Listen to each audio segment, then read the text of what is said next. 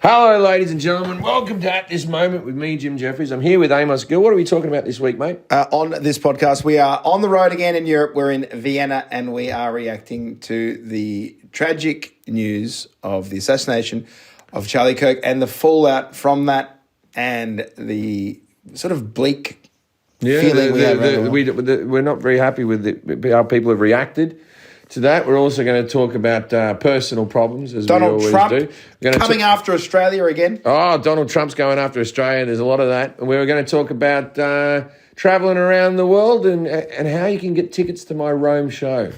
It's pretty hard to get. Tickets are available. Hello, everyone. Welcome to At This Moment. Obviously, at this moment, the news hasn't been great. We recorded the podcast last week, and then we went out to dinner. And then when we were at dinner, I don't know if you remember, we went out for a very nice dinner. And we were having dessert, and you said to me, I got something to show you. And I was putting a mouthful of food in my mouth, and you showed me a video of Charlie Kirk getting a bullet through the neck. It did spoil the degustation. It did. Listen, I haven't got high in a long time. No. And you said, have a little bit of this edible before we go out for a meal. Because it was a fancy dinner. We wanted to have a nice meal. And it was Harrowing. so fucking harrowing. And you were like, are you all right?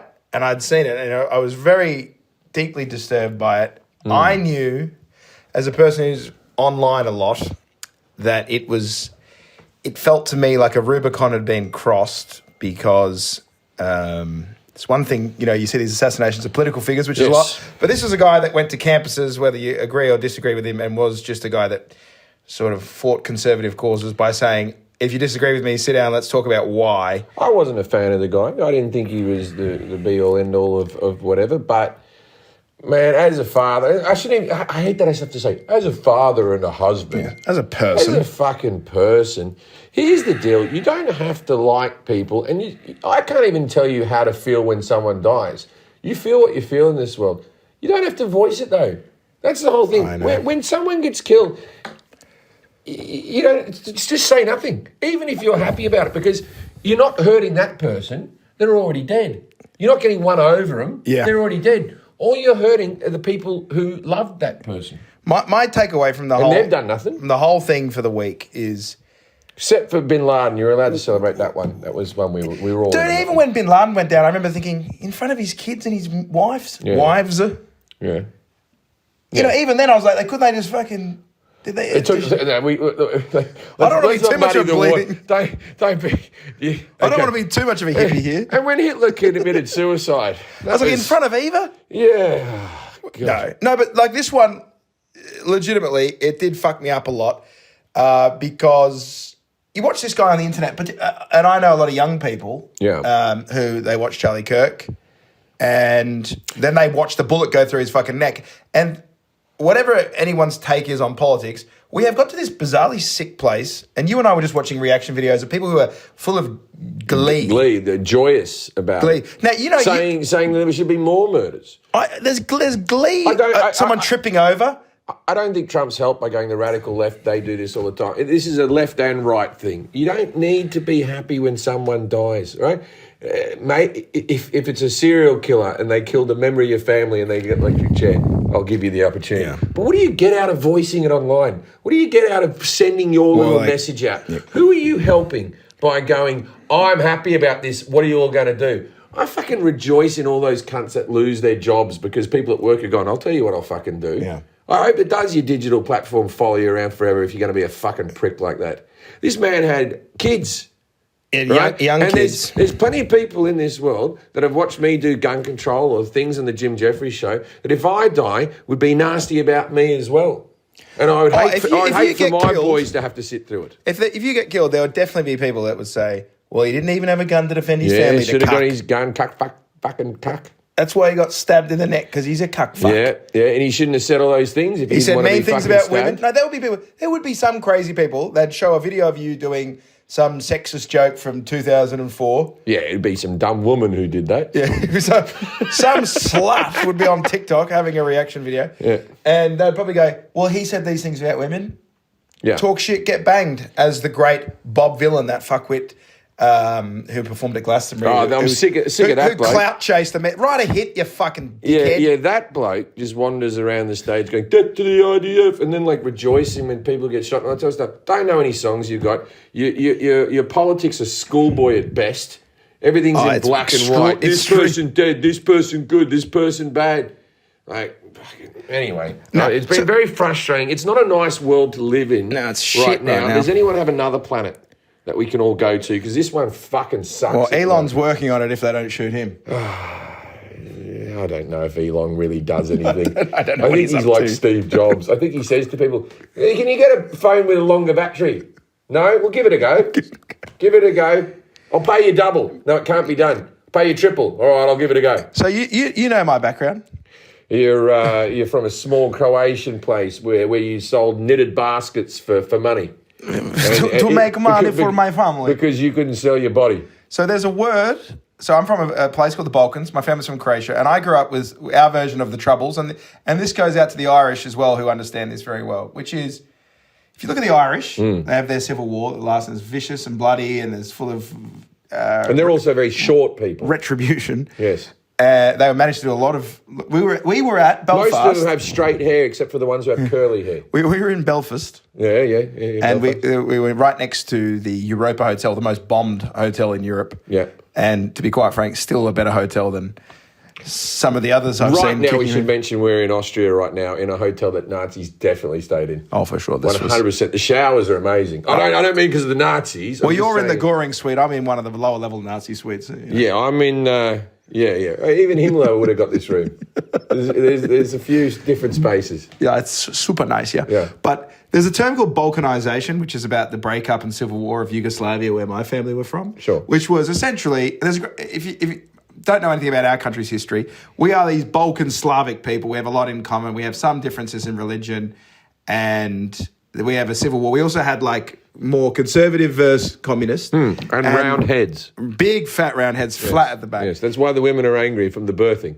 And all I could think about when I watched this was everyone talks about America, Civil War, you know, we've never been more divided. When I saw the bullet go through that guy's neck, all I could think about was my family's history and what I know about Balkanization, which is when people from the same country turn against each other and then violence happens. Then there's more bloodlust that look what they're willing to do to us. If they'll do that to us, then they'd do it to me. And then you become way more violent in response because your fight or flight kicks in. And then, you know, Yugoslavia had a bloody civil war of which my family had to escape, many of my members, some of which died.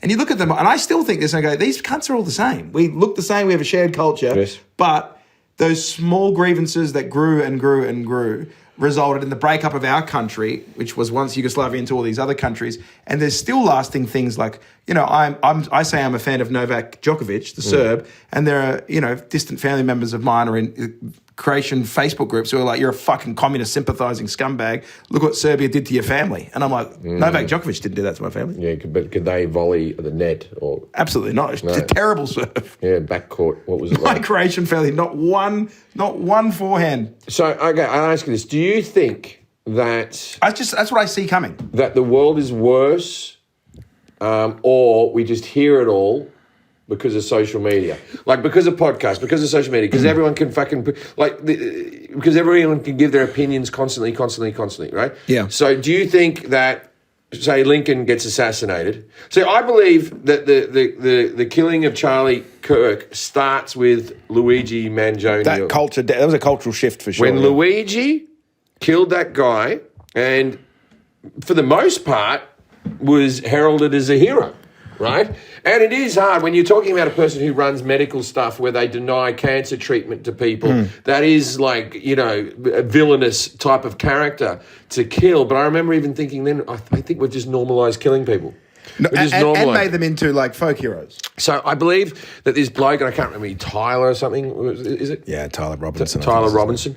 So Tyler Robinson sees that Luigi's a fucking hero. Every bloody woman wants to sleep with him, and all And that this sort of guy stuff. supposedly has a boyfriend who's becoming a woman, so he's sympathetic with the trans community. He thinks this guy is a monster to the trans community, and he's in a Discord group talking about wanting to end Charlie.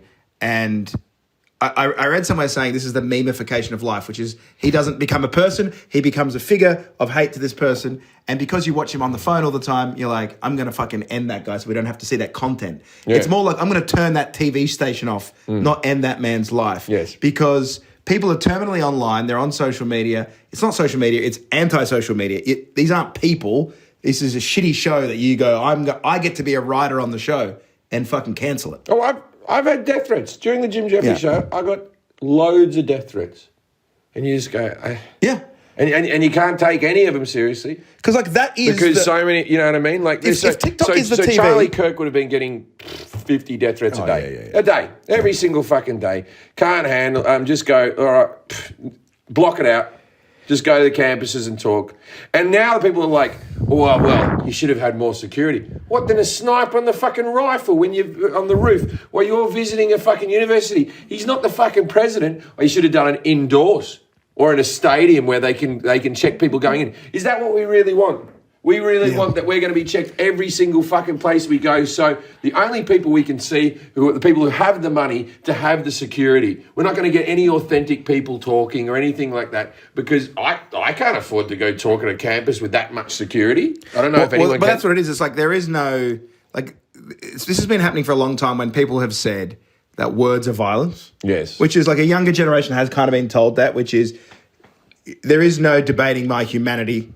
The people on the left have not helped out. I would even argue the people on the right haven't helped out. Trump going, it's the radical left, this is what they are. This happens on the right as well. And I even think his wife going, you've put out a fire here that this will be... I know, but his wife's she's grieving. No, she's grieving 100%. I just think we need to be careful with our words right now and bring everyone together and just go...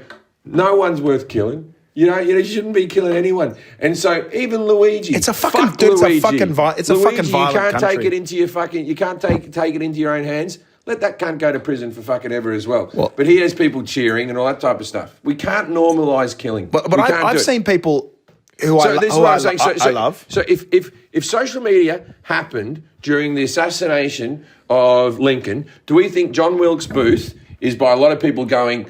Oh, fucking a good thing he killed that slave lover. No doubt. He's a meme. Yeah. Yeah, free the booth. Yeah, free the booth. Yeah, because half the country fucking hated Lincoln. They do this. They could call it like the kissing booth. Yeah. And it would be pictures of him and women with like lipstick on the fucking John Wilkes Booth. Oh, he was a great protector of the Confederacy. Yeah. He had the courage where others lacked it. He might have been an actor, but he stepped up on the real stage of life. Because John Wilkes Booth, for anyone who doesn't know, he was from an acting family. His brother was the most famous actor in the world, and he was basically Stephen Baldwin. So this is like if Stephen Baldwin... If Stephen Baldwin did, yeah. It's exactly like Stephen. It is. 100% it is. His brother... Now, that would have been a wild time for social media. It would have gone off like a frog in a sock. We're in Austria right now. I thought about that today. Franz Ferdinand assassinated. If there was global Twitter back then, this is the guy who's about to become... He's the heir to the throne of the Austro-Hungarian Empire. Yeah. There would have been bot accounts from rival kingdoms. Yes, of course. He deserved it. He was a piece of shit. What he was doing to the Serbs. Yeah. Princip is a hero. That's what I've always said in my comedy. That one of the main themes of my comedy is people do not get better. We never get better. That's one of his main things about his comedy. People don't get better. They don't go. I think about this with everything. I've been watching this kid do comedy now for 15 years. But they don't get better. They remain the same. I live my truth. Since I stepped onto my first mic, I've not improved once. No, I really do believe like human nature is human nature, and we put guardrails around it to soften it, and then every so often, whether it's world wars or whatever, a culture of violence comes in, and everything gets coarse, and we become that tribe with pitchforks once again. Walking up the street wanting a revolution. Okay, do you think we need a war or something to get whatever we have going on out of our system? Maybe that's what we fucking are as a monkey species. We need to blow each other up so that eventually we go, let's not do that again. Because straight after the Second World War, we had some years of... Peace and love, brother. Peace and love. Even in that, then all of a sudden that kicks off. In the late 60s, you had the year with 3 assassination attempts. Pre-assassination. And it feels like we're in that now. Is like it takes a generation, because the next generation, that means nothing anymore. And so it's like it takes a generation to have seen carnage to where this kind of violence leads to, for them to go, oh, we don't ever want to do that. That's why that baby boomer generation sort of abhors extremism, because they're brought up with the idea of it can go really bad. Whereas it's been long enough now that I think people, like I'm watching these reaction videos, and obviously there are a lot of good people I've seen on the left who are like, this is appalling, this is bad. But there is enough on TikTok with some young people they have this like glee, this demonic face of just like, yes! And I can't imagine getting that way for a speaker that I disagree. And I think... look, and I'm a left-wing guy. You don't know what's going to happen. But if I was a fucking boss and I saw that, I'd love to fire that cunt. Oh, yeah. That would just be the best. So I wanted to say this bit to you. This is the thing I noted down, because I have many conservative points of view, many liberal points of view in my life, and I've had various phases of different beliefs. I have many family members who I love. I have many friends that I love who are way more conservative than me. I'm from a very Catholic family. I don't agree with much that Charlie Kirk said, but my father agrees with everything he was saying, except for the abortion thing. I think my father's more free choice. And my father's an atheist. And so when I went through my Facebook and I saw people... It's one thing to try and crack a gag that doesn't work. Listen, I believe in trying to find levity. But when people have genuine glee about the murder of a father and his kids in that kind of senseless violence, I did think to them, okay, here's what's happened. This is why the reaction is so bad. Everyone has relatives who are more conservative.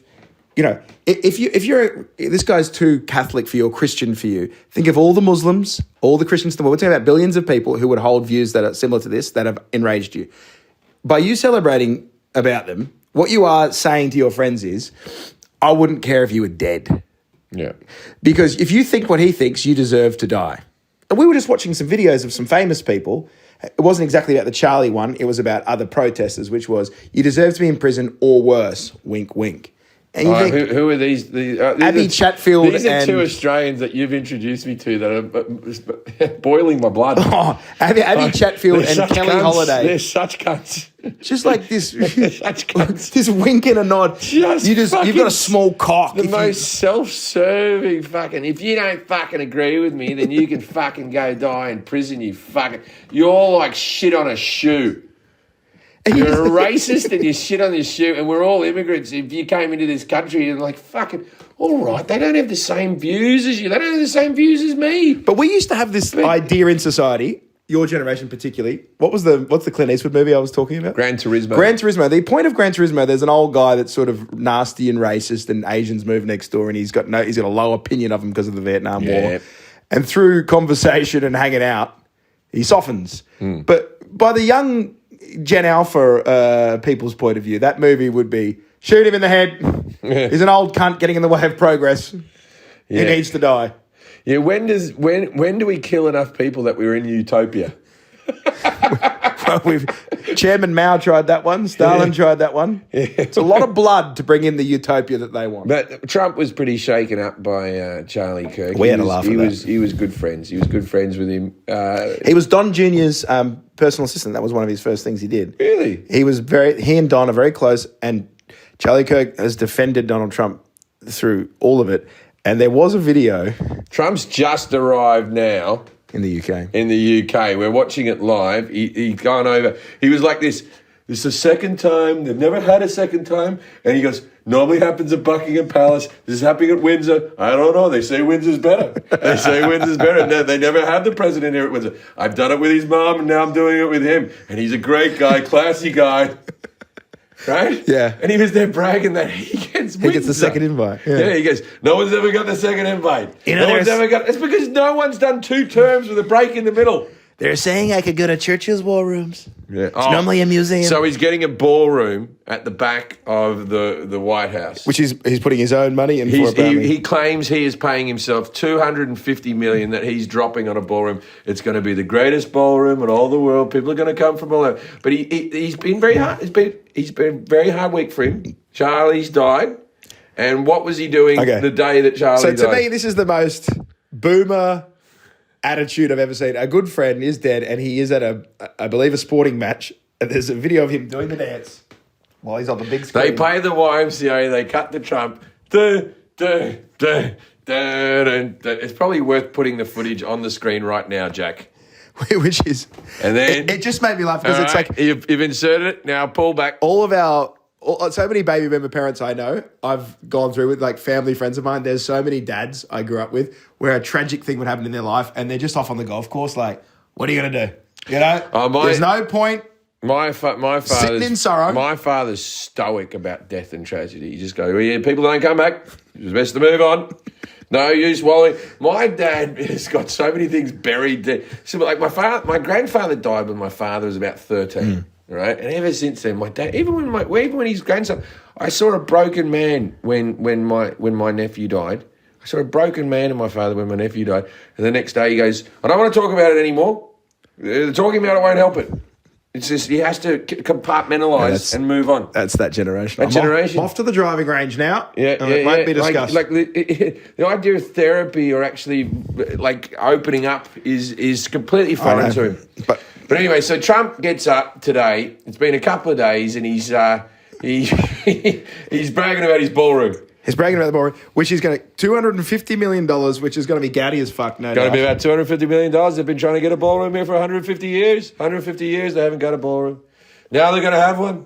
It's going to be good. It's going to be great. It's going to be really great. And while he's talking about the ballroom, there's an Australian reporter who asked him some questions about the money he's made. So his first presidency, he lost money, and he was very proud of that. Everyone else enriches themselves.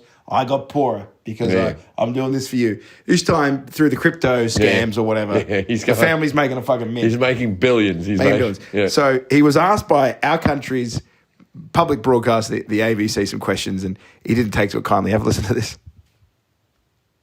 It is appropriate, President Trump, that a president in office should be engaged in so much business activity. Well, I'm really not. My kids are running the business. I'm here. You know what the activity, where are you from? I'm from the Australian Broadcasting Corporation, Four Corners program. Well, the Australians, you're hurting Australia, right? In my opinion, you are hurting Australia very much right now. And they want to get along with me. You know, your leader is coming over to see me very soon. I'm going to tell him about you. You set a very bad tone. Go ahead, John.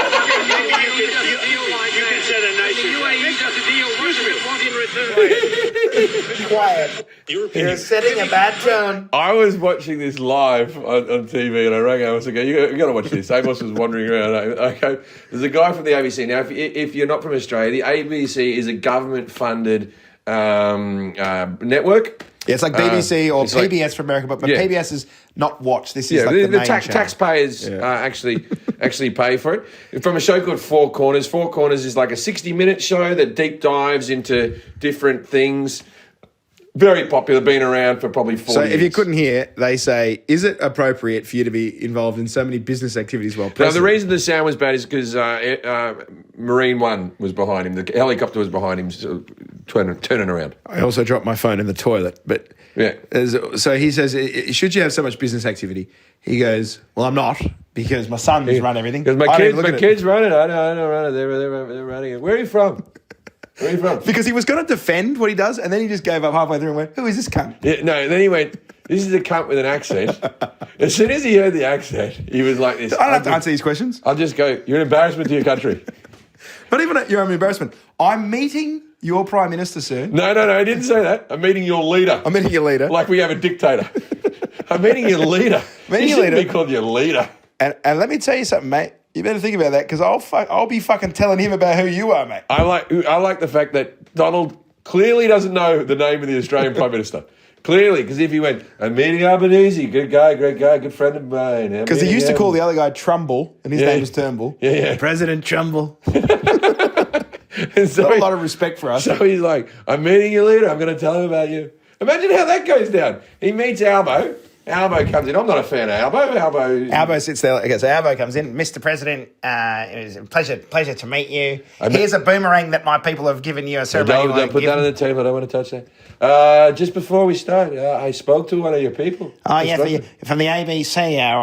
No, it was some other company, a broadcast company. But yes, it's the ABC. Yeah. So I spoke to him. In a very rude tone. Embarrassment to your country. Well, journalists are tough. We believe in a free press in Australia, and they ask the tough questions. But I expect you're going to do something about this. Basically, he he's got a what threat? Because what's our big issue again? You follow this closely because you do material about it. He wants us to buy more of their shitty beef. So we buy $6 billion worth of beef. He wants us to buy more beef. They're taxing us 20%. They buy uranium, gold, diamonds, sheep skin and wool, and beef are our main exports, and wine. So is there a chance that Trump goes, it's now 25% because you got a journalist who got cute? Yeah, there's a chance that, but also they should be buying Trump steaks. Remember Trump steaks? I never tried a Trump steak myself. I never tried a Trump vodka. I never tried a Trump fucking Dogecoin. I never tried a Trump university. But how good is it? I know I sound like I tried Trump University, but I never tried Trump University. I'll be talking. I never tried it. I'll be talking to your leader about you. I'm talking to your Who's leader. your dad? Yeah, I'll be bloody. I've got a few words do you for remember your that father. when you're a kid? When you're a kid, I don't know if your generation. It's okay. You're younger. Did you call other parents by their first name? Or were you still in the generation of Mr. and Mrs.? Actually, I remember it well. Okay. Because my whole generation, I didn't even know the first names of my friends' mates. We all went with first names. Yeah. Okay. Your generation fucked us. That was the downfall of society. We were like this. When we got rid of Mr. and Mrs., we fucked it. I remember having a sleepover with 12, and all the parents would be like this. Oh, yeah, yes, Paul, yes, Dave. And then I remember once I stayed at my friend Michael's house. Yeah. And we're having a sleepover, and he made us go to bed. We're all laying on the floor, like sleeping on mattresses on the floor. And Mr. O'Flaherty comes in. And Mr. O'Flaherty. And he goes, right, that's enough. Off to bed now. And I'm going to sit here until you guys shut up. You got to go to sleep now. It's getting a bit late. Someone goes, oh, and his name was Michael. Oh, Michael, can we just watch another movie? And he goes, lights up. It's Mr. O'Flaherty. And that lean in, mate. I just remember everyone on the air mattress is like, fuck. Yes. And then the next sleepover, we're at Leon Patsis' house, and everyone was straight in like this. Mr. Patsis. Yeah, Mr. Patsis. One day when that kid gets called Michael, he goes, Michael's me dad's name. Also, that was the first sleepover that I watched. Freddie, you know what Freddie got fingered? Freddie versus Jason. Freddie Got Fingered is a good movie. You should watch that one. I bailed. Oh, it was too scary for you. I remember saying to my mum, come get me. This is fucked. They're watching this shitty movie where a man kills you in your dreams. That's a nightmare. Why would you watch that? You can't go to sleep afterwards. You got the chandelier. That was and then you know what my excuse was? What? I've got footy in the morning and I just like to have a good night's sleep. So.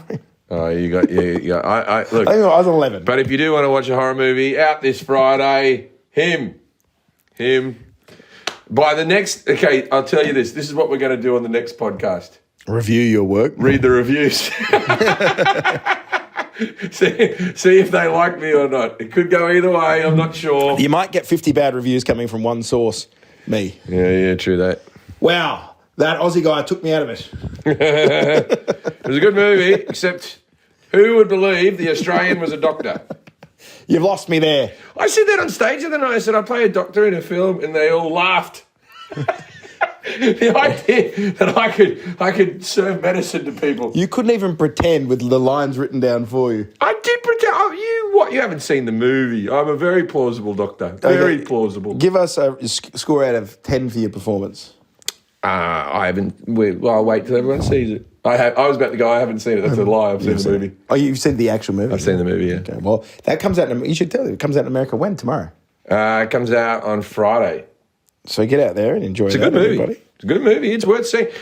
Visually, it's like nothing I've ever seen. It's like it's so cool. You do different movies, you do different TV shows and stuff like that, and then it's like it's really cool to be part of something that's good. Yeah. And I've been a part. Like Legit was really good. The Jim Jefferies show had its moment, but like to be in like a good movie, a good drama thing like that, I'm very proud of me being in this film. I'll say this: Marlon Wayans, Tyreek Withers, very good, going to be a huge star, super nice guy. Mm-hmm. Julia Fox, really nice lady, fun chat. You know what I mean?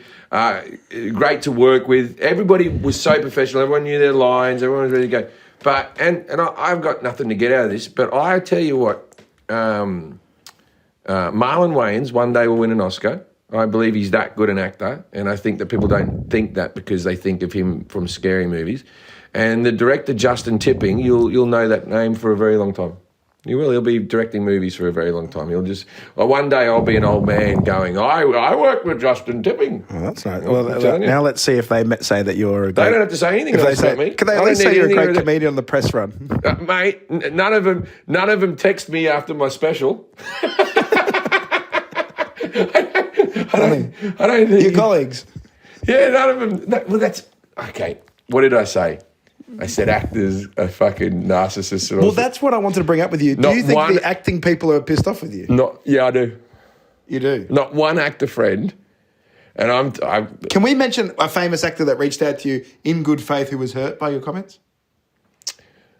yeah, I actually said I was going to apologise. I actually said I was going to apologise on a podcast and I haven't done it. So Because yes. I wanted to address this because... Okay. Okay, this is what I want to say, right? So Nathan Lane, We love Nathan Lane at the ATM podcast. Yeah, Nathan Lane. He's the man. Yeah, he's a good guy, man. Nathan Lane, look, I listen to him sing Hakuna Matata when I'm at home 5 times a day, right? That's the main song that's going on in my head at any given time. The Birdcage, fantastic. I like Mousetrap. Mousetrap with British comedian... Lee Evans. Lee Evans. Yeah, fantastic. One of the great movies when I was a kid. Yeah, it's a funny film. I said that in the Menendez brothers thing, he couldn't play straight because obviously Nathan is a homosexual, and I said he couldn't play straight. I've since people that know Nathan have reached out to me, and it turns out that character was a closeted homosexual. So I think Nathan played it actually perfect, but I think he looked really gay in the Birdcage. Flamer. Yeah, in the Birdcage. He could not play straight to save his life in the Birdcage. But I actually think he was really good in the Menendez. Now that I know that he was meant to be a homosexual bang heterosexual, it was actually a very laid performance. I think he did a very good job. But it's funny with actors. Okay, so we all know that I know Brad Pitt and Russell Crowe and that type of stuff. Since normally those guys watch my specials and reach. I think I've pissed off the acting community a little bit. I don't know. Maybe. Well, listen, you said that. You said that animals can do it and that children are very good at it. Yeah, animals can do it. Children are very good at it. And guess who won the Emmy yesterday? A 15-year-old boy. 15-year-old boy. Proving it. The best person ever. He's the best actor we've ever had. 15 years old. I don't know why people bother training. You can nail it at 15. My missus was the most impressed. I threw my nuts out there and said that with the full knowledge that I have a movie coming out that people can really go after me. So if there is bad reviews for my performance, it's because you're all jealous because I did the stand-up routine. I'm not having it. It's not a fair read. Yeah, it's not fair. Annika was so impressed that Nathan Lane, even though it was Nathan Lane going, this wasn't a great, you've been mean to me here. She thought it was the fucking coolest thing that you have his email. I actually said that I wasn't going to say that, but he just wanted to correct me on that performance and say that the character he was playing was actually a closet. You know what? You can I mean this is a genuine apology because I said he couldn't play heterosexual. I didn't know that. And you know what? That was such a weird thing. It was a throwaway line in the special that I very rarely did on stage. And for some reason, I did it that night. I didn't remember you doing it when we toured together for years. Yeah, I only ever did it about 4 times live. And I threw it in there for whatever reason. And no, I was wrong. I was wrong that Nathan Lane was playing a gay character in that TV show. So, you know. Apology. And if you don't like my acting in him, the character was meant to be autistic and wooden and awkward. So they read that in. Prove me wrong. When is a doctor ever making eye contact? Yes. They're all weird. Yes. And all their hands shake. And looking at the floor for marks. They all hit the door on the way in. They all look off to the side like... And every now and again, they look down lens. Line! He wanted a line. Oh, man, I had such a good time making that movie. That was really, really a fun, different thing, man. The crew were all nice. Everyone was fucking cool, man. It was something else. And you don't even get to walk the red carpet because you're here on your... The premiere is tomorrow, and I can't walk the red carpet. I'm sending my wife as my person to go out there And so if anyone here is listening to the podcast and they think that I'm not going because the actors don't like me anymore because I made jokes, say hello to my wife. She'll be there. So let's move on to some other news. Obviously, we've discussed the Charlie Kirk thing. Our overwhelming point was let's all find some fucking humanity for each other again. Well, it's just keep your opinions to yourself. I know the irony of this, that we are on an opinion-based podcast, that we are talking about this stuff, but we don't. Well, listen, we didn't get into this bit, which is just when you've got the Gaza thing, the Ukraine thing, war in Africa, there's such a pervasive feeling of, this is what I meant to get into is, and I have this inside me at times, is nihilism, which is, and it's sweeping across a lot of young people, which is nothing matters. It's all bullshit. Everything sucks. Everything's bad. And so you start to just go, we're just on a rock floating through space.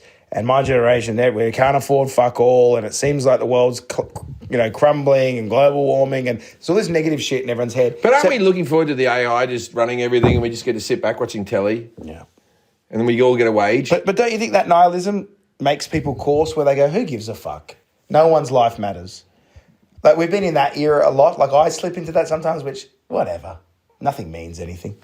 Yeah, but it does. We're like the first people that feel... Most people believed in heaven and hell. Okay, so when Charlie Kirk died and they were going, he's now in Jesus' arms, the ultimate fucking gift or whatever the politician said, right? And you're like,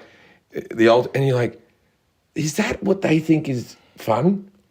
After you die, you miss your wife, you never get to see your kids again, but you're going to meet a bloke with a beard wandering around in a fucking cloud? Sounds fucking miserable to me.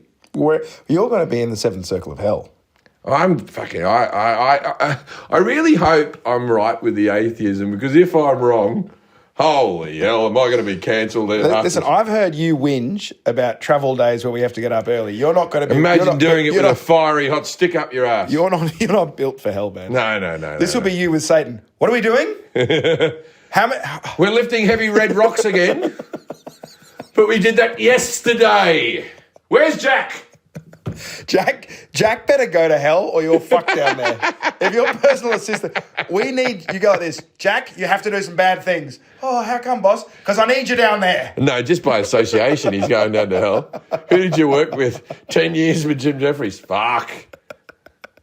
I've got to be fucked in the ass by Satan at what time? Jack, get me some lube. Can you ask Satan if he can move it to 12? I have to watch the Dodgers lose a World Series again. Good thing Amos is here and we can continue the podcast. We can do it. I don't know about that. Hell edition. Everyone wants it back anyway. What are you doing down here, Forrest? I've done some stuff. Oh, yeah. No, he's not, if I'm going to hell, he's going to hell. You're going to hell. I'm Catholic. I asked for repentance at the end, and I'm in. Yeah, but you don't. I don't make the rules. Yeah, I'm going, look, you might get some virgins. It depends what hell and heaven's happening. Well, you think I should convert to Islam for the end? I just don't know which one you're getting. Judaism doesn't have hell. They just have heaven. Well, what they do is they've made hell. It's called Gaza. And it's here on earth. Fucking political. Nope. The UN have just said that the Israelis are doing a genocide, so it's official now. It's on the news. Before that, we weren't sure. But now that they've decided it is one, we can actually look at it and go, I think it is one. I think it might be. Look, we're living in an extremely difficult time. But like you did say before, in any other period of smartphones, God knows the vicious things people would be saying. Martin Luther King's assassination. Can you imagine in the 1960s, during the civil rights movement, what people were saying at home?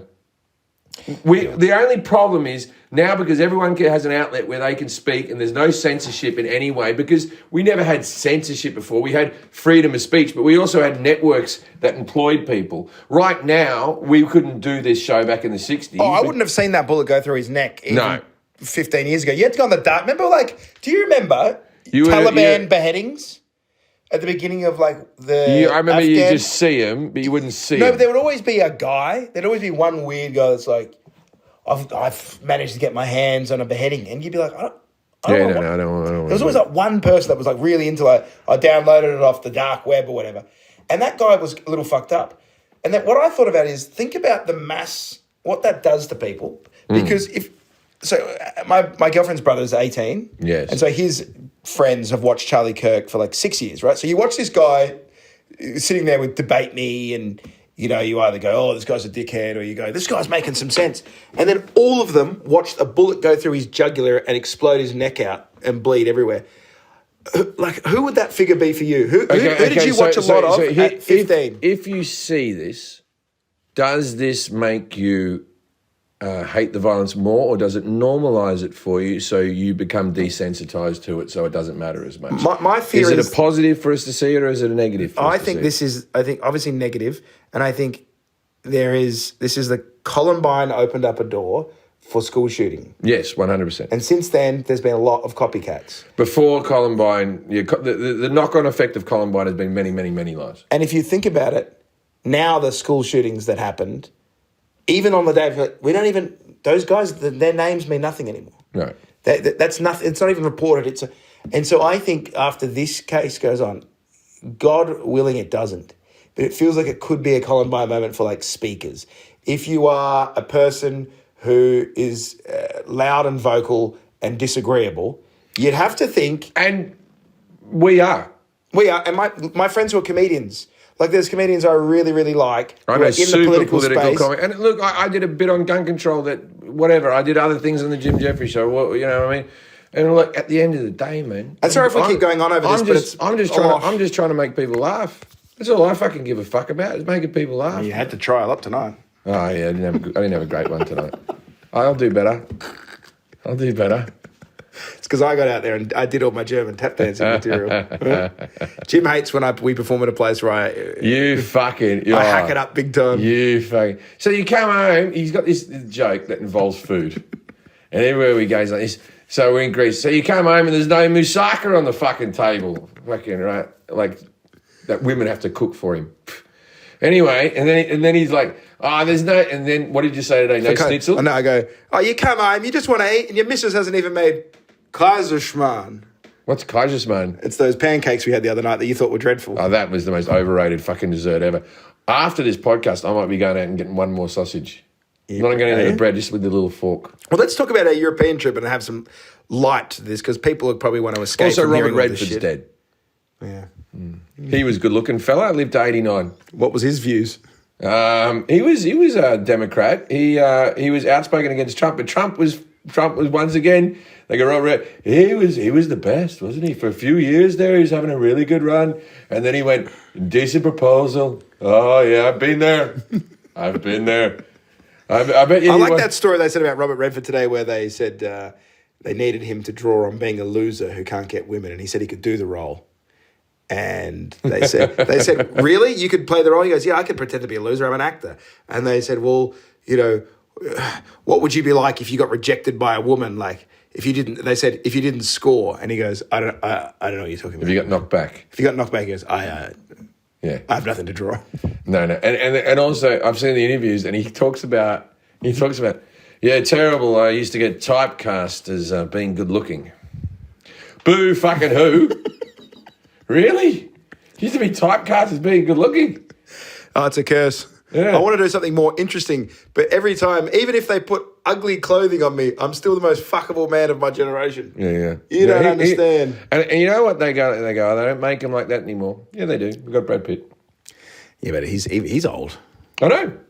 We got Austin Butler. They keep coming. Well, there's Chris Pratt. There'll always be some good-looking guy until the AI takes over. Oh, he's got one. Unfortunately, Chris Pratt's still conservative. I saw a lot of hate for him. What did Chris Pratt do wrong? He said he was grieving for Charlie Kirk's widow, and they said, God, he's such a conservative cunt. I grieve for his children and his wife. Of course you do. How could you not? I think a lot of the hate that comes out of people, if you have kids, you feel different. You just do. I mean, you can't explain it to people who don't have children. As soon as you have kids, you think different. And as soon as you go, that's someone's dad, little kids, man, there's nothing harder in the fucking world than losing a parent at that age. before we get out of here, I thought we could talk a little bit about our European Yeah, man. travails. We're about to drive to Croatia tomorrow. We're going to Croatia tomorrow. We've got a 4-hour drive. My homeland. But let's go through where we've been of late. So we went to Belfast. Yes. Any stories from that other than... No, we were just in Belfast. We did a show. They were always nice. There doesn't seem to be any terrorist activity going on there at the moment. No, I'm a magnet collector. I was looking for a balaclava one. Okay, so Americans don't know what a balaclava is. You know? What do they call it? Ski masks. They're ski masks, yeah. Whenever you call it a balaclava.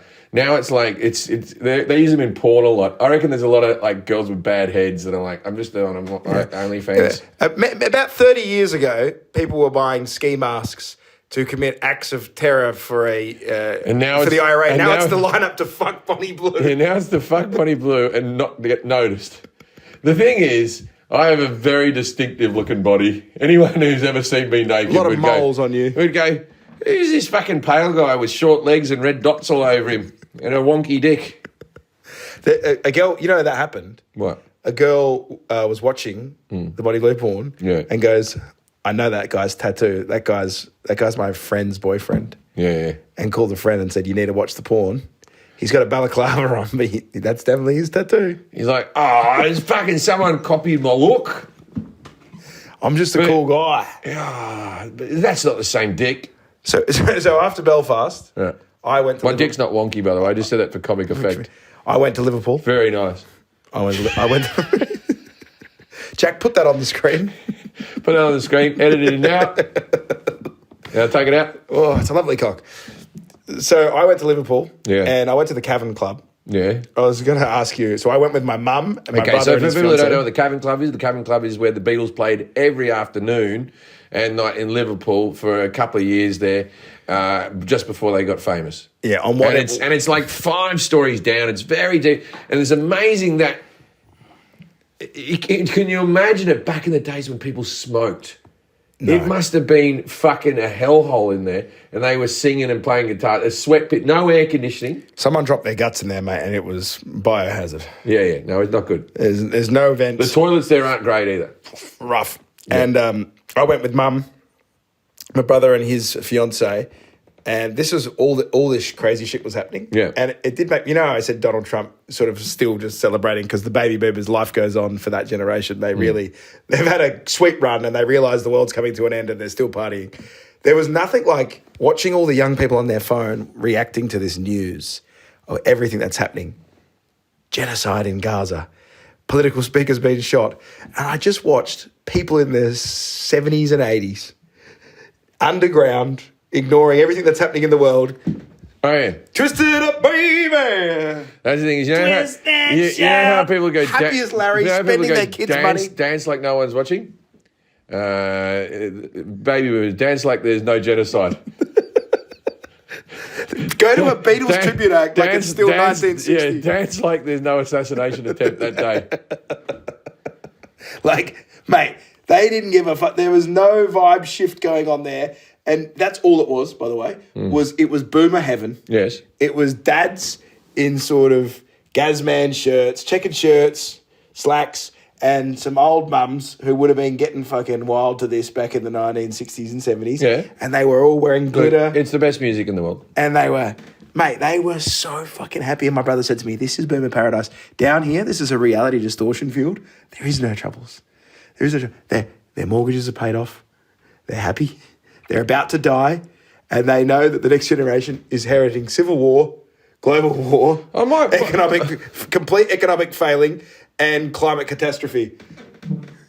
Twist and shout. The Cavern Club just has like a band playing. Yeah, Beatles tribute. Perfectly good. So I'm looking at the trivia while the ladies are lining up for the toilets on the wall. Sorry, the merch, not the trivia. Look at the merch, and then I see a back door. I don't know if you've ever seen that. There's another room back there. There's another room back there. Yeah, Paul McCartney played that room. Yes. So I went up and there was a bouncer there. There's a phone booth, a red phone booth in there. And I red phone, right next to red phone booth. Yep. And I said to the guy, hey, mate, what's through here? And he goes, mate, this is the Beatles tribute act. It's ticketed though, 35 ahead. Come back tomorrow because we're sold out tonight. But yeah, it's a full Beatles act. It's great. I said, oh, is it on now? And he goes, yeah, but like I said, mate, we're sold out tonight, mate. And I go, oh, all right, no worries. So I wander off and I said, there's another room back there. My mum walks over and I'm giving it the, oh, God, what's she going to say? And I said, Mum, Rips her tits out. I said, it's closed. So she's just chatting to the guy, and I'm like, well, it doesn't look like she's abusing him. No. Looks like she was flirting with him. She's just having a good laugh. Next minute, Mum goes, come over here. And I go to my brother, all right, what do you think this is going to be? We walk over. The guy goes, you want to watch the show, mate? Go on. And you go, your mum's a beauty. She's a beauty. And then he looks at her and he goes like this. And Mum goes, you just have to have a bit of charm in this life, sweetheart. You didn't even have to pay the $35. No money. No money. So Just you let us saved in. over 100 quid, 105 quid. 105 quid. We got to watch the fucking show, which ruled. Yeah. I'm going to get into that in a second. However, when I walked through, I'd only just spoken to the guy who said there's no way I could possibly get in or buy a ticket. So it was a bittersweet thing of like, thanks for letting me in, but also like, fucking hell, dickhead. Like, you told me I couldn't get in here. Yeah. What do you reckon your mum said? Listen, I don't know because, like I said, it was all older people, and Mum's a big dancer. There was another single bloke in there. I dated a woman once who could do that, who would always get into any Get us building in everything. And do anything. Another bloke hits on my mum. He's dancing with her. He's grinding up next to her. And Mum is so mean to men. Yeah. Because he Well, she has to be if they're coming up and grinding against 100%. her. This guy's like, he's a sort of fat older bloke, but he's giving it a bit of this, and he's like, and Mum just goes, and points at him, and looks at me and goes, oh, as if. And just to watch a guy in his 70s just sort of move away to the bar, she goes, oh, he was gross, wasn't he? And to be fair, the guy he was rubbing his penis on my mum's leg. See, we have very similar childhoods in many ways, but my mother, no one hit on her. No, I don't remember that. I remember once we had a bloke that lived over the fence called Jack. Yeah. Right? Jack was an old bloke, never got married, lived with his dog, blah, blah, blah. Mum reckoned that while she was hanging the washing out, Jack used to look over the fence and perv at her in a sexual manner. As we said, Jack's been looking over the fence His at me. eyes were offensive. Yeah, Jack's been looking at me in a sexual manner. And I remember, I was about 12 or 13, I remember thinking, surely not. You don't want to hurt her feelings. I was like, what's wrong with Jack? But she got big norks. Yeah, she had big nooks. And she was hanging out in the washing. There would have been she was hanging out underwear. Which I'm sure you wrote in your Me and my autobiography. brother used to do some mean-spirited jokes about my mother, still do, but I remember like how do you fold mum's underwear? And we did it like a flag. And you go back and you come and you go together. You fly them a half Fold mast. it into triangles. So, anyway, I'm in the show. Have you been to the show? I've seen many a Beatles tribute act in my day. The Beatles tribute act. Now, There's one that I saw. they look perfect. There's one that I saw in Tokyo, and that they were really good. And the guy who played John Lennon fucking looked like Yoko Ono. I'm telling you, the rest of the band didn't. It could be a child. We don't know. Yeah, he was spot on. They had a perfect John, a perfect George. Yeah. Ringo was whatever. Paul Was a great singer, but enormously fat. So he looked like Paul's son. Okay, fat Paul, but was Paul left-handed? I didn't know. I'm not like a Beatles deep cut guy. You got to have. What do you mean deep cut? Everyone knows Paul's left-handed. No, I don't know if I so call they that could Beatles. stand next to each other, and the guitars went out that way. It was a good look. It's what gave them. That was their edge, was it? Well, before For visuals. Yeah, for visuals, they always put Paul in the end, so the arms spanned out like that. So him and George. I've never been I don't know fucking any music facts. I've never been like. Yeah, but everyone knows Paul's left-handed. Oh, I didn't know he was left-handed. My brother didn't even know some of their music existed. He goes, he just kept doing this the whole show. Did they sing that one? That's a good song. He goes, "Here Comes the Sun." Was that them? Yeah, that's a good one. Yes.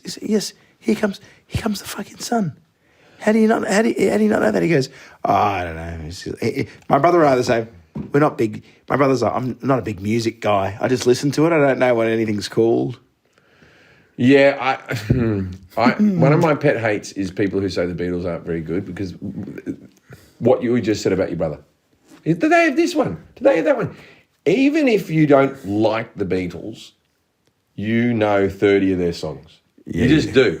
And then you have people, my favourite band is the fucking blah, blah, blah, blah, blah. You know what I mean? And you're like, 4 songs. Do you know what the Beatles are? The Beatles are French cooking, which is you don't even realise that when you go out to a meal, I remember being like, what's a French restaurant? Yeah. And what you didn't realise about French food is All the great technique and all the technique and everything that becomes new cuisine. Everything that branched out comes from that. Was built out of that. Yep. Butter. Yep.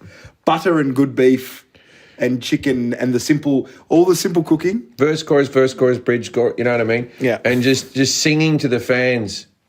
Just, I belong to, and she feels fine, this thing. Hey Jude to people and stuff. Songs that you could apply to your life. Yesterday, everyone feels that thing. Everyone's been dumped and thought, fucking yesterday, fucking everything was perfect. What did I do?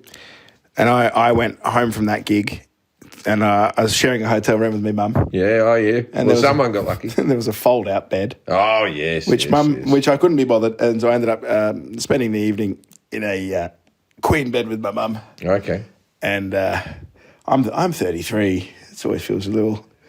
Well, there's always one ethnic kid that sleeps with their mum. When I was your age or whatever, I went around the World Cup with my father and we shared European beds, which if you've never been across Europe, they don't give twin rooms. All they do is give you a double bed and you get single bed duvets. So that you have your own duvet so that no one's a hog. But what I found is I kind of like it when there's someone with you. But last night, my duvet fell off the bed. The secondary one? The first one. Because I just rolled over and it fell off. Normally, it would have more pull to it. Here's the benefit of sharing with your mum. Right. Particularly because we're on the road. Everyone gets chlamydia. My mum has all the same ailments that I do. And so I travelled with a person. Gobshite. Oh, mate, we had all the same ass creams, fucking tittia creams. Mum's travels with all the fucking medicines. I picked up antibiotics. I got a fucking hemorrhoid cream. She's like, don't you have this? I got new mouthwash. Oh, yeah, mate. My the mum, tender embrace of a mother. My mum was good for meds as well. Yeah, mate. She goes, have you got sleeping tablets for the flight? Have you got a Xanax if you're a bit stressed? She's a fucking pharmacy mum. Well, she also does Botox for a living and she keeps asking, she goes, you look awful. Your crow's feet are just protruding massively and it doesn't help that you've gotten fat because your big face is just squishing up. Anyway, then we have a fight today on the phone. She goes, why are you so mean to me? I never say anything mean to you. No, well, okay, be careful how you tread here because you told me about this fight and your mother says, you say things about me on the podcast. She's listening right now. Don't listen to him, Trots. Yeah, she did. She did say... She got really upset with me today. We were having a fight about something in our family and she goes, you don't even love me because you say bad things about me on the podcast. My mother used to say, she used to go, you wouldn't have a career without bad-mouthing me. That's all you made money out, bad-mouthing me. I hope you feel proud of yourself when you're up there saying the jokes about me. Get up, Gunter. Saying those cruel things, referring to me as a circus elephant. Circus elephant. It's one of my great jokes. Up Gunter Up is like, if you knew how accurate that joke is, that's a factual routine. We had a few nicknames for us. So Gunter, and so Gunter would be Gunty. Even now we go, oh, Gunt, like that. And then we had another one. There was a character on some like morning TV show that was a big chicken in Man and Chicken, and it was called Foul Ernie. Right? And so her other nickname was Foul Ernie. Foul Ernie, and Gunter. Like mean-spirited. Right, anyway, let's do the last one about where we've been. Where did you... Copenhagen. Wonderful, wonderful Copenhagen.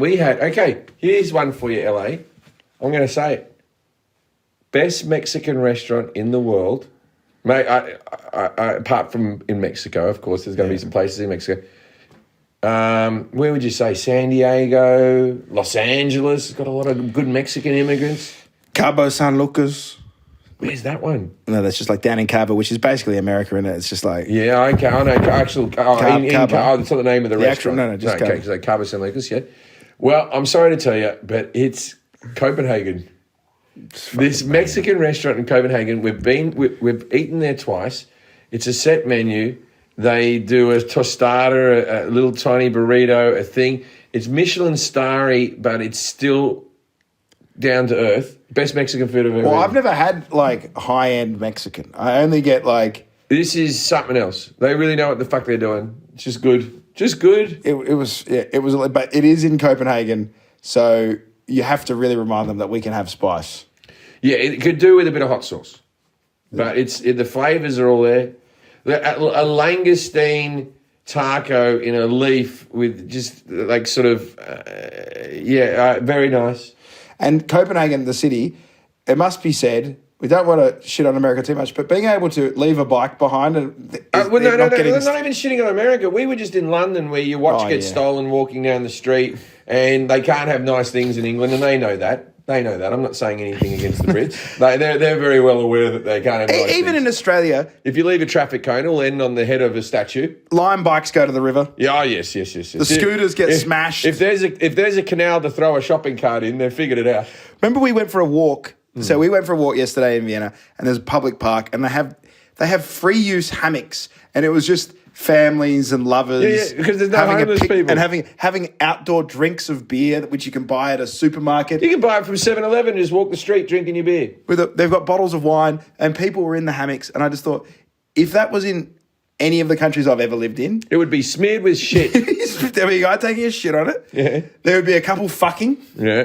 Out and out, definitely. Like there'd be one couple of meth heads. couple of meth heads just fucking each other. Yeah. Right? There'd be a guy shooting heroin under one of them. Yeah. There'd be definitely just homeless everywhere. There'd be person going, that's my hammock. You'd walk away. You'd go, never go to that park. Not Hammock Park. Yeah. Dude, Hammock Park is Bleak down there. That's a heroin park. That's what we call it in these areas. Or it's not just the hammocks that swing. I was walking along Vienna and I was walking along. And sometimes when someone recognised, they look and then they look again. And this guy looked and then he looked and then he went, and I went, "G'day, mate." And I shook his hand and he went like this, "Have you got cigarette?" No, he didn't recognise me. Just wanted a cigarette. I just looked like the type. Yeah, he just said, I wasn't smoking. This guy's got... How bold is that to ask a person not smoking if they've got a cigarette? You do look like a man that would have a dart. There's no doubt about that. I don't even have the square box in my pocket. He did it for a long time. Yeah, well. So we were walking to go and see Jim's mural, which... Oh, fuck the fucking mural. I'm still fuming. I thought you would have led with this, to be honest. So there was a mural of what was Mozart. If you put it was Falco, the guy who used to sing Amadeus, right? Who is from Vienna, Austria. It was meant to be a mural of him dressed as Mozart, and it was at one of the main train stations. If you put Falco, Mozart, Vienna mural, you'll see it. Okay, so it's a picture of me. I'm not being vain saying it's a picture of me. It's a picture of me. The artist went on to do another mural of Kurt Cobain, and he put up a picture of David Spade. So he does comedians as other famous historical figures. Famous things, so that people go, oh, that kind of looks like... Put up the pictures. They put up the picture. It's a picture of me. People have sent me this photo many years. I was all excited to go to the mural. Fucking some cunt painted over it. I'm fuming. The last time we were here, you were too lazy to go and visit I was it. too busy or something, and I couldn't get there. I thought it was further away than it was. People said, oh, it's quite far away. It's not. It's a 10-minute walk. So then all of a sudden, Jim's standing there looking at a mural that's been painted over with just shit graffiti. It'd be one thing if it was an actual nice image. It's just people nonsense. covering it with nonsense, yeah. Shit. So he's standing in front of it wanting a photo, and random people getting onto the tram just looking at him going, fuck me, it doesn't even look good. Look, how many times in your life do you have a mural, a picture of your head in a major city? And then anyway, so we put into AI, I said, Mozart mural that looks like Jim Jefferies, and the AI doesn't think it's me. No. The AI goes, oh, some people think it looks like Jim Jefferies. But that's common mistake. Just coincidental. No, it's fucking me. It's a picture of me. I don't give a fuck what anyone says. I'm sending this to Jack now to make sure he puts on the screen. You can see what Jim got replaced with. And then that was Vienna, and then we still have more shows to come. JimJefferies.com for the rest of the tour. We need some people in Italy. Yeah, Italy. Look, I'll be honest with you. We won't be going back to Italy. the sales have not been up to scratch. Rome's a big city. I made a call. I wanted to eat some pasta. Yeah. Most expensive bowl of pasta I've ever bought in my fucking life. Rome wasn't built in a day, and it's not because they were watching stand-up comedy. No, they're just not into stand-up. Like, I was dubious about Paris, and then Paris came through, man. And then so we got like Croatia tomorrow, sold out 2 fucking shows. Holland, sold out 5 fucking shows. Rome, I've almost sold 300 tickets in a 2,000 seater. Not what we normally do for promo. Oh. Usually it's, hey guys, these tickets, there's very few left. Fuck, there's oodles. I'll tell you what. If you're a fan of the podcast and you can write to me and go, I live in Rome, fuck Amos's mother, I'll give you free tickets. We're saying it right now. Why are we going back to my mother's stuff? Well, there needs to be a code. Okay, what do you want them to say? Balkanization. Okay, if you can write to me, I live in Rome, Balkanization, I'll give you 2 free tickets to see me in Rome. Can't get fairer than that. Reach out to everyone you know. Yeah, reach out to everyone you know. If you're a fan of the podcast and you haven't bought tickets yet, like, what are you doing in your... Listen, and even if you don't speak great English, Jim's very physical. His comedy has gotten more and more basic over this. Why? Look at some of these funny faces he'll pull at the show.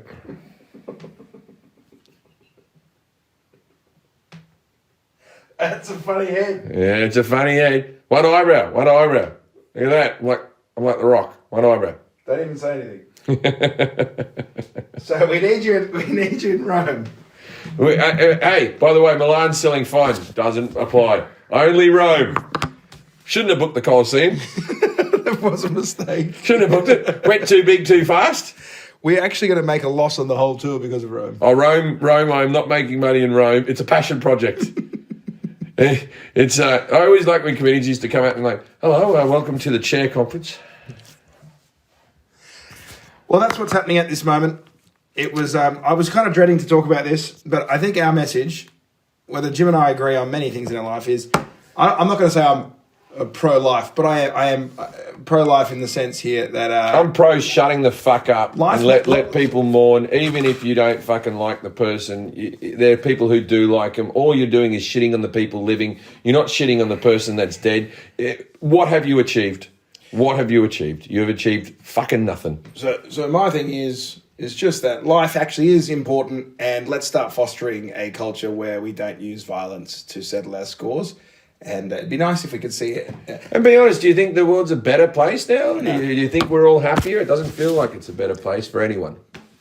No. Okay. Well, Jim, Good night, Australia. you've got to go and wander around getting a fucking hot dog. I got to get a sausage. I'm not getting the bread. Too much, too filling. But I need a Krausen stock. What's it called? One with cheese? The Kaiser Kleiner. Kaiser Kleiner. Greatest thing on earth. Cheers.